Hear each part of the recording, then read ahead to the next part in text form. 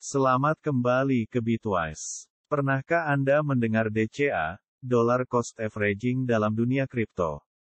Mengapa strategi ini adalah cara yang lebih pintar untuk berlabur? Bitcoin telah menjadi semakin penting sebagai kelas aset kebelakangan. Harga Bitcoin sering menjadi berita utama, terutama karena sifatnya yang turun naik.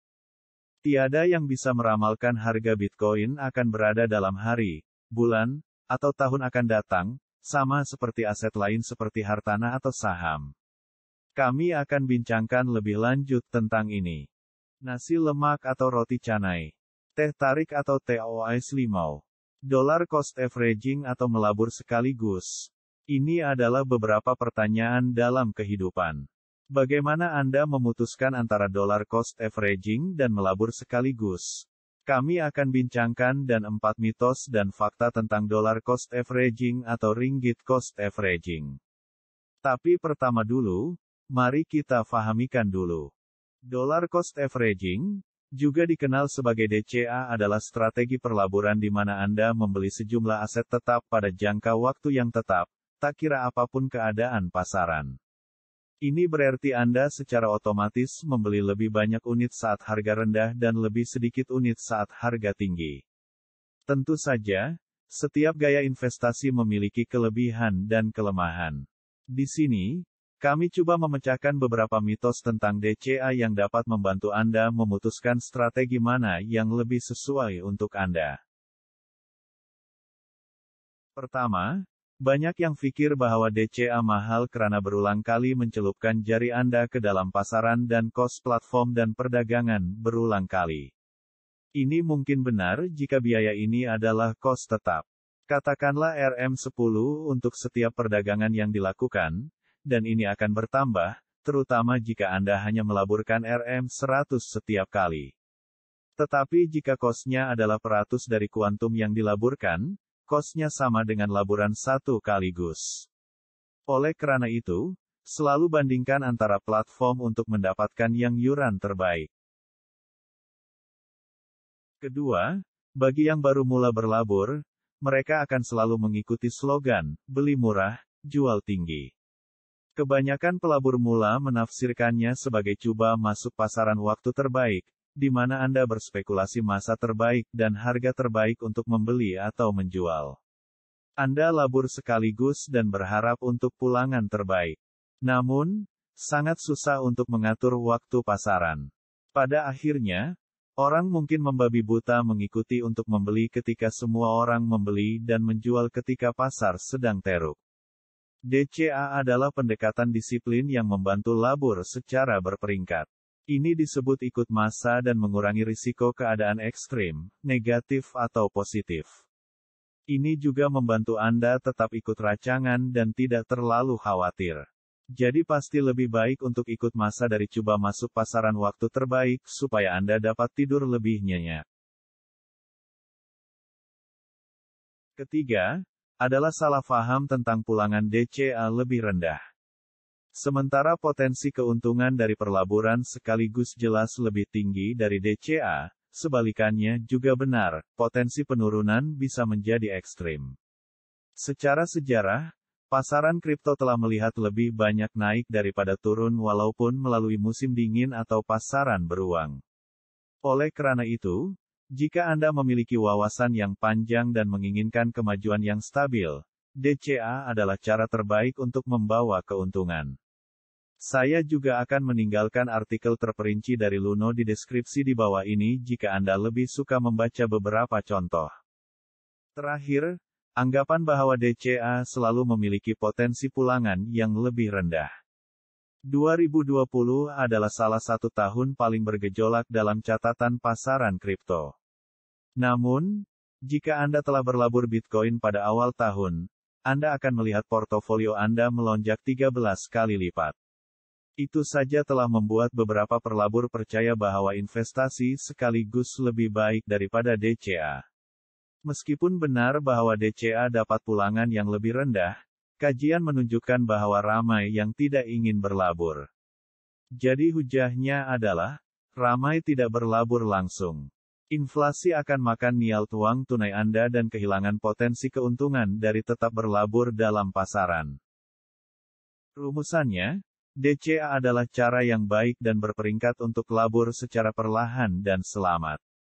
Perdebatan DCA lawan sekaligus akan terus berlanjutan, tetapi harap pelajaran hari ini tangkapan yang lebih jelas tentang DCA, menjadikannya sedikit lebih jelas dan sedikit kurang mitos. Selanjutnya, kami akan kongsi lebih banyak tentang kebaikan dan bila atau situasi apa DCA lebih efektif daripada sekaligus dengan beberapa data sejarah. Jika Anda pengguna Luno dan ingin memulai DCA, Luno memiliki fungsi DCA yang disebut pembelian berulang ikut harian, mingguan ataupun bulanan. DCA dapat menjadi cara yang efektif untuk memiliki kripto tanpa kerja keras untuk menentukan waktu pasaran atau risiko tanpa disadari menggunakan semua dana Anda pada harga puncaknya. Kuncinya adalah memilih jumlah yang mampu dan berlabur secara teratur, berapapun harga asetnya.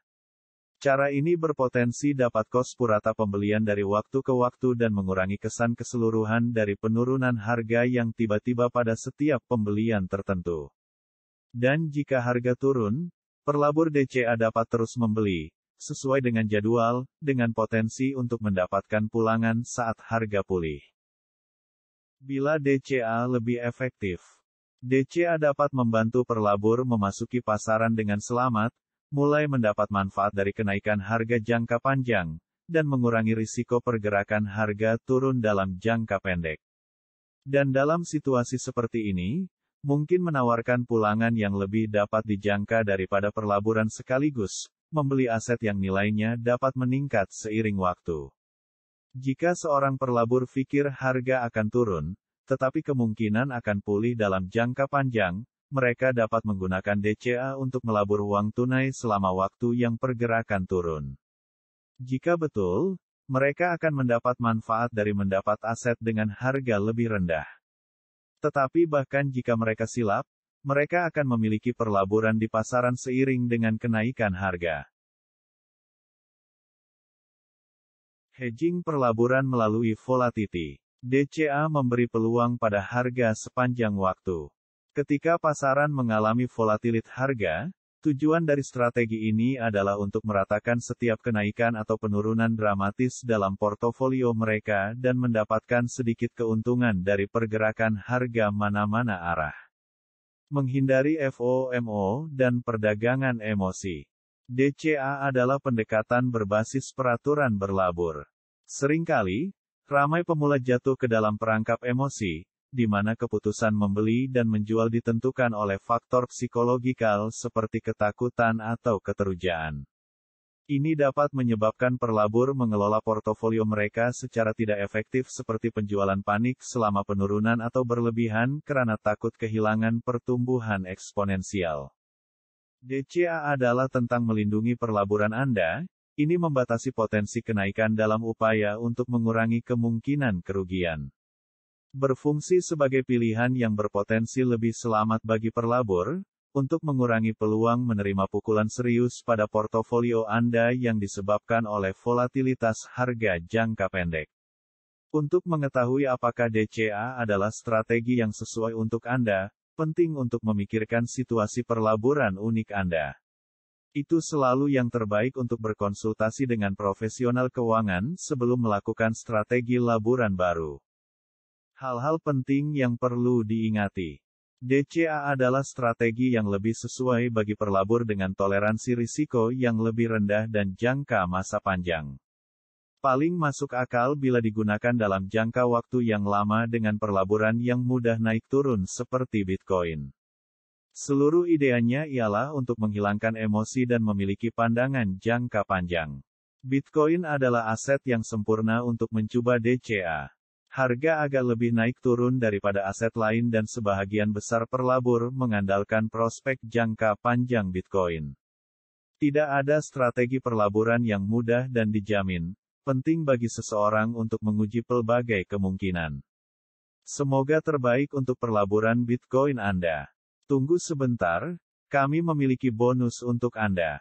Jika Anda juga tertarik untuk berlabur dalam mata uang kripto dan memiliki sebahagian dari uang masa depan, saya punya kabar baik untuk Anda.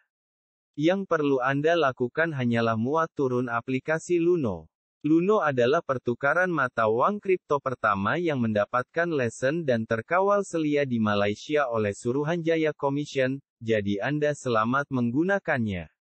Setelah Anda muat turunnya, buka bahagian hadiah dan masuk kod hadiah unik ini NUB8XT. Setelah Anda melakukannya, Anda dapat deposit dan membeli mata uang kripto. Promosi masa terhad, beli minimal Rp100 kripto manapun, dan Anda akan menerima hadiah Bitcoin Rp25. Anda juga dapat beli uni dan link dengan yuran lebih rendah. Pastikan untuk memasukkan kod sebelum melakukan deposit dan pembelian. Saya akan meninggalkan tautan juga di deskripsi di bawah ini. Sekali lagi, penafian singkat bahwa tidak ada dalam video ini yang merupakan nasihat keuangan. Anda bertanggung jawab atas pilihan keuangan Anda sendiri.